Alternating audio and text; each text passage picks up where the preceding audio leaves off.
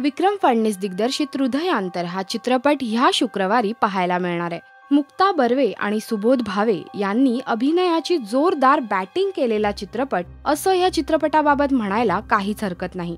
या चित्रपटातले काही महत्त्वाचे मुद्दे हे असे। क्रमांक 1, अचाट श्रीमंती पण कौटुंबिक सुख नसलेल्या कुटुंबाची व्यथा सांगण्याचा हा एक छान प्रयत्न आहे। कथेचा ग्राफ हा थोड्याफार प्रमाणात कल हो ना हो चित्रपटाची चांगली आठवण करून देतो। डिवोर्स घ्यायला निघालेल्या जोडप्याला आपल्या मुलीला गमवावं लागणार हे जेव्हा कळतं तेव्हापासून ते ह्या दोघांचं एकत्र राहणं इथपर्यंतचा प्रवास दिग्दर्शकाने चित्रपटात दाखवलाय। क्रमांक 2, अर्थात कथा कलाकारांचे अभिनय खूप हळवं करतात, डोळे भरून येतात। लोकांना चित्रपट आवडेल तो ह्या 2 गोष्टींसाठी।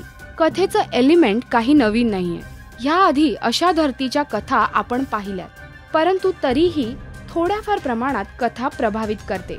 चित्रपटाचे संवाद चांगले झालेत। मुक्ता बर्वेने कथेसाठी दिलेलं नरेशन खूप छान झाले।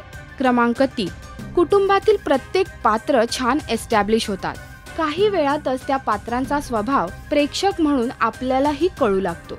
चित्रपटातली गाणी कथेच्या फ्लो नुसार येऊ लागतात, त्यामुळे गाण्यांसाठी वेगळा वेळ जातोय असं नाही, परंतु पार्श्वसंगीत मात्र खूप जास्त झालंय। एखाद्या इंडियन टेलिव्हिजन सिरियल साठी जसं भरभरून बॅकग्राऊंड स्कोर वापरला जातो तसंच इथे वापरला गेलाय, त्यामुळे ज्या सिच्युएशन खऱ्या वाटू शकतील त्याही इथे मेलोड्रामॅटिक वाटू लागतात।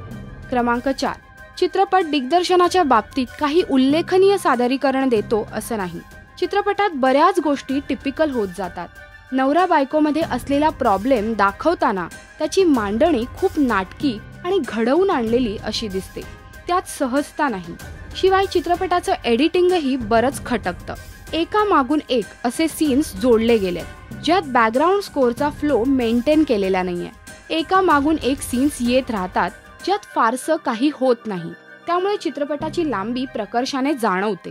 क्रमांक 5, एकदा पाहता येईल असा चित्रपट नक्कीच आहे।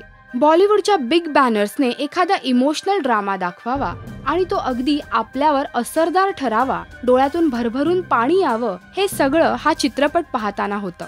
मुक्ता, सुबोध आणि इतर कलाकारांचे अभिनय ह्या त्याच कथेला एका वेगळ्या वळणावर नेऊन ठेवतात।